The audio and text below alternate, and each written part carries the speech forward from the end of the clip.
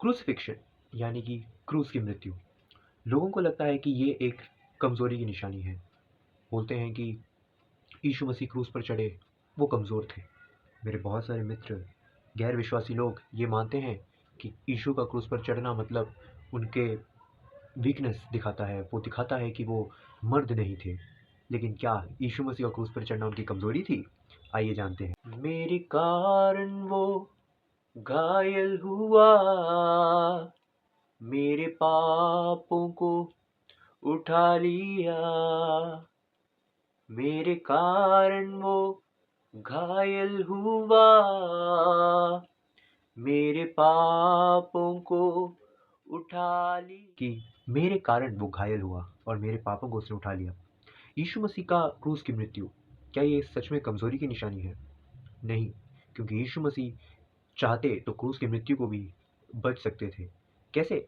मत्ती के सुसमाचार उसका 26वां अध्याय उसका 53वां पद, उसमें यीशु मसीह कुछ इस प्रकार से बोलते हैं, क्या तू नहीं जानता कि मैं अपने पिता से विनती कर सकता हूँ और वह स्वर्गदूतों की 12 पलटन से अधिक मेरे पास अभी उपस्थित कर देगा? ये पलटन शब्द का मतलब लिगियोन या फिर लेजियन, जो रोमी जो लोग हैं, अपनी सेना, एक लिगियोन में या फिर लिजियोन में मानो 6000 लोग की सोल्जर्स होते थे। तो 12 लिगियोन मतलब कि लगभग 72,000 सोल्जर्स, मतलब 72,000 स्वर्गदूत। और वचन कहता है कि एक स्वर्गदूत लगभग 1,83,000 लोगों को एक समय पर खत्म कर सकता है। इतनी सामर्थ जो है स्वर्गदूतों में होती है। तो क्या यीशु मसीह कमज़ोर थे? जी बिल्कुल नहीं। यीशु मसीह में शक्ति थी कि वो क्रूस की मृत्यु से बच सकते थे। ये जो कॉन्टेक्स्ट है हम पढ़ सकते हैं मत्ती के सुसमाचार उसके 26वां अध्याय उसका, अगर आप 47वें पद से पढ़ेंगे तो वहाँ पे हम देख सकते हैं कि पतरस ने जो जिस प्रकार से वो कार्य किया था, जब यीशु मसीह को पकड़वाया जा रहा था, तब पतरस किस प्रकार से प्रोटेक्ट करने गया था, जो यूहन्ना के सुसमाचार में और ज़्यादा साफ लिखा हुआ है। उस समय पतरस से बोला गया था कि तुम्हें ये सब करने की ज़रूरत नहीं है।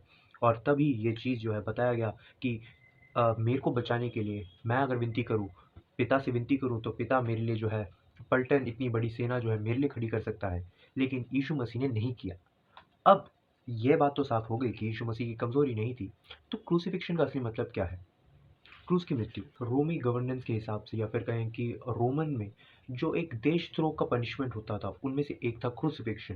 क्रूसिफिक्शन में जिस प्रकार से हमको टीवी में दिखाया जाता है, मूवीज में दिखाया जाता है, उस प्रकार नहीं, बल्कि क्रूस की मृत्यु सबसे खतरनाक मृत्यु होती है। इस पूरे संसार में अगर सबसे खतरनाक कोई मृत्यु हो सकती है तो उसको क्रूसिफिक्शन माना जाता है, क्रूस की मृत्यु को माना जाता है।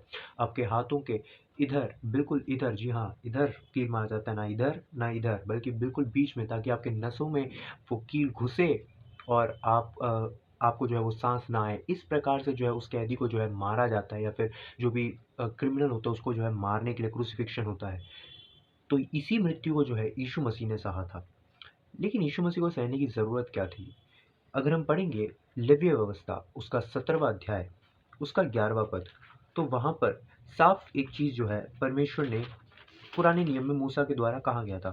परमेश्वर ने ये बोला, क्योंकि शरीर का प्राण लहू में रहता है और उसको मैं तुम लोगों को वेदी पर चढ़ाने के लिए दिया है कि तुम्हारे प्राणों के लिए प्रायश्चित किया जाए, क्योंकि प्राण के कारण लहू ही से प्रायश्चित होता है। तो कोई भी पाप करता है तो उसका प्रायश्चित जो है लहू से ही हो सकता है।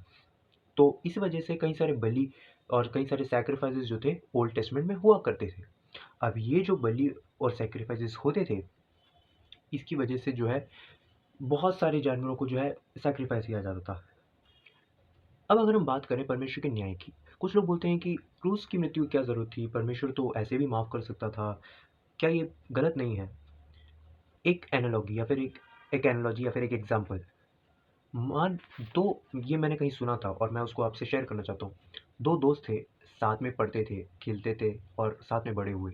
लेकिन एक दोस्त ज़्यादा कुछ कर नहीं पाया जीवन में, आगे बढ़ नहीं पाया, तो वो जो है क्राइम की दुनिया में चला गया, गलत लोगों से मिला और जाके जो है क्राइम करने लगा, चोरी करता था, डकैती करता, मतलब इस प्रकार के जो है बहुत सारे क्राइम्स वो करता था। उसी प्रकार से जो दूसरा दोस्त था, उसको अच्छी शिक्षा मिली, उसने आगे पढ़ाई की और वो एक दिन जो है जुडिशरी पास करके वो जज बन गया। और ऐसे ही एक क्रिमिनल केस में जो है इस व्यक्ति को पकड़ा गया था, जो पहला व्यक्ति था उसको क्रिमिनल केस में पकड़ा गया था। और उसका जो ट्रायल था, उसका जो सुनवाई था, वो इस जज के सामने, जो उसका दोस्त था उसके सामने हुआ। जब जज ने देखा कि अरे ये तो मेरा दोस्त है, तो अब वो उसको बचा तो नहीं सकता, क्योंकि उसका जो क्राइम है वो बिल्कुल साफ दिख रहा है, वो गलत नहीं है, कोई झूठा सबूत नहीं है, बिल्कुल वो क्रिमिनल है, अपराधी है, उसको शिक्षा मिलनी चाहिए, उसको सज़ा मिलनी चाहिए। तो जज ने क्या किया, उसको सज़ा सुनाई, उसका कंपनसेशन का जो अमाउंट था उसको सुनाया। लेकिन जैसे ही सुनवाई खत्म हुई, सारा कोर्ट प्रोसीडिंग सब खत्म हो गया, ऑर्डर आ गया, सब कुछ हो गया, पास हो गया, उसको जो है कंपनसेशन देने के लिए बोला गया। अब जज ने जो है अपना, जज का जो कोट है वो उतारा, वो नीचे आया। अब वो सामान एक नागरिक बन गया। अब उसने उस दोस्त को जो है कंपनसेशन का जो पैसा था उस दोस्त को दिया और उसको बोला ये रखो। दोस्त ने बोला ये क्यों? तो उसने बोला देखो, मैं एक जज होते हुए तुम्हें बचा नहीं सकता था, क्योंकि मेरे पास एक कर्तव्य है कि तुम्हें पनिशमेंट देना है, तुम्हें कंपनसेशन देना पड़ेगा।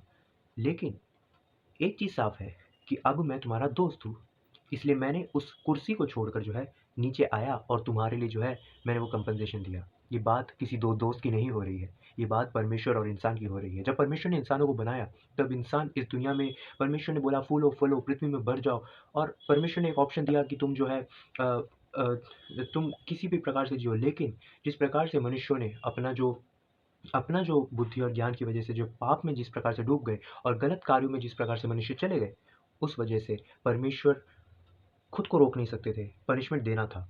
पनिशमेंट के हकदार हम सब हैं, हम सब इंसान जो भी पाप करता है वो पनिशमेंट के हकदार है। लेकिन अब उस पनिशमेंट को ठीक करने के लिए या फिर उसको जो है माफ़ करने के लिए, ये जिस लेवीय व्यवस्था को हमने पढ़ा, लेवीय व्यवस्था 17 का 11, उस प्रकार से खून की ज़रूरत थी, माफ़ करने की ज़रूरत थी। ऐसे माफ़ नहीं होता है। इसीलिए यीशु मसीह इस दुनिया में आए, परमेश्वर मनुष्य रूप धारण करके इस दुनिया में आए और खुद अपना प्राण दिया, खुद अपना लहू बहाया, ताकि हमारे पापों को माफ़ी मिल सके। इसलिए अब से लेकर आगे कोई भी ऐसा कोई सैक्रिफाइस नहीं, यीशु मसीह के सैक्रिफाइस के बाद ऐसा कोई सैक्रिफाइस की ज़रूरत नहीं है कि मेरे पाप हो गया, मुझे माफ़ी के लिए मुझे कुछ करना है, कोई ज़रूरत नहीं, क्योंकि यीशु मसीह ने जो है अपना एटर्नल सैक्रिफाइस जो है हमारे लिए दिया है। ये तो हुआ एक पर्सपेक्टिव। लेकिन जो एक और पर्सपेक्टिव है क्रूसिफिक्शन का, वो है सिंबल ऑफ लव।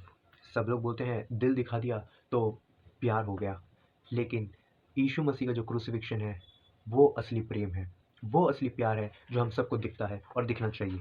इसके लिए अगर हम पढ़ेंगे रोमियो के पत्री उसका 5वां अध्याय उसका 8 और 9वां पद, वहाँ पर पौलुस कहते हैं, परंतु परमेश्वर हम पर अपने प्रेम की भलाई इस रीति से प्रकट करता है कि जब हम पापी थे तभी मसीह हमारे लिए मरा। अतः जबकि हम सब उसके लहू के कारण धर्मी ठहरे, तो उसके द्वारा परमेश्वर के क्रोध से क्यों ना बचेंगे। तो ये कहना चाहता है, जिस प्रकार से मैंने जस्टिस की बात की कि परमेश्वर अगर जस्टिस करना चाहता है तो हम सबको पनिशमेंट देना चाहिए था, हम सबको ख़त्म करना चाहिए था, लेकिन परमेश्वर ने हमको ख़त्म नहीं किया। परमेश्वर ने जस्टिस देने के लिए जो है खुद वो दयालु परमेश्वर है, इस वजह से जो है उसने जस्टिस भी दिया और दया भी दिखाई। जस्टिस किस प्रकार से कि उसने बोला कि अगर पनिशमेंट है, लेकिन मैं दया भी करता हूँ, इस वजह से परमेश्वर जो है दोनों दयालु और जस्टिस देने वाला न्याय दोनों है। उसी प्रकार से पहला पत्रस की पुस्तक उसका दूसरा अध्याय उसका 24वें पद में ये कहता है, वह आप ही हमारे पापों के लिए अपनी देह पर लिए हुए क्रूस पर चढ़ गया, जिससे हम पापों के लिए मरकर धार्मिकता के लिए जीवन बिताएं। उसी के मार खाने से तुम चंगे हुए। कह रहा है कि किस प्रकार से हम हमारे पापों के लिए वो खुद मरा, हमारे हमारे गुनाहों के लिए, ताकि हमारे गुनाह क्षमा हो। इस वजह से जो है उसने अपनी जान दी। उसी प्रकार से तीसरा अध्याय पहला पत्र उसका 18वां पद, उसमें भी यही कहता है कि मसीह ने भी, अर्थात अधर्मियों के लिए धर्मी ने पापों के कारण एक बार दुख उठाया, ताकि हमें परमेश्वर के पास पहुंचाए। वह शरीर के भाव से तो घात किया गया, पर आत्मा के भाव से जिलाया गया। उन्होंने जब इस दुनिया में रहते हुए पाप किया, तब परमेश्वर ने उसको देखा। परमेश्वर को क्रोध ज़रूर आया था, पनिशमेंट देना ज़रूर था, लेकिन उसने जो है अपने पुत्र यीशु मसीह को जो है इस दुनिया में भेजा, जो हमारा एटर्नल सैक्रिफाइस बना और वो खड़ा हुआ। और इस वजह से वो जो एटर्नल सैक्रिफाइस है, उसकी वजह से आगे से कोई सैक्रिफाइस करने की ज़रूरत नहीं है, कोई जानवर को मारने की ज़रूरत नहीं पड़ी, क्योंकि वो एक सैक्रिफाइस की वजह से सारे सैक्रिफाइसेस ख़त्म हो गए हैं। किसी सैक्रिफाइस का कोई वैल्यू नहीं बचा है, और उस सैक्रिफाइस की वजह से हम सब के पाप, हम सब के, जी हाँ, जो आप सुन रहे हैं, आपके, मेरे, हम सब के पाप क्षमा हो चुके हैं उसी यीशु मसीह की वजह से। और जो उस यीशु मसीह पर विश्वास करता है, उसके लिए अनंत जीवन निश्चय है। अगर आपको भी क्रूसिफिक्शन का ये पार्ट पसंद आया तो आप इसको शेयर कीजिएगा, अनबिलीवर्स के साथ ज़्यादा शेयर कीजिएगा। जो लोग यीशु मसीह के क्रूसिफिक्शन पर डाउट करते हैं और बोलते हैं कि यीशु मसीह के क्रूस पर चढ़ना एक कमज़ोरी की निशानी है, उनके साथ ये वीडियो शेयर कीजिए, ताकि वो भी जान सके कि यीशु मसीह का क्रूस पर चढ़ना कमज़ोरी की नहीं, बल्कि प्रेम की निशानी है, और हम सबसे परमेश्वर प्रेम करता है। God bless you all.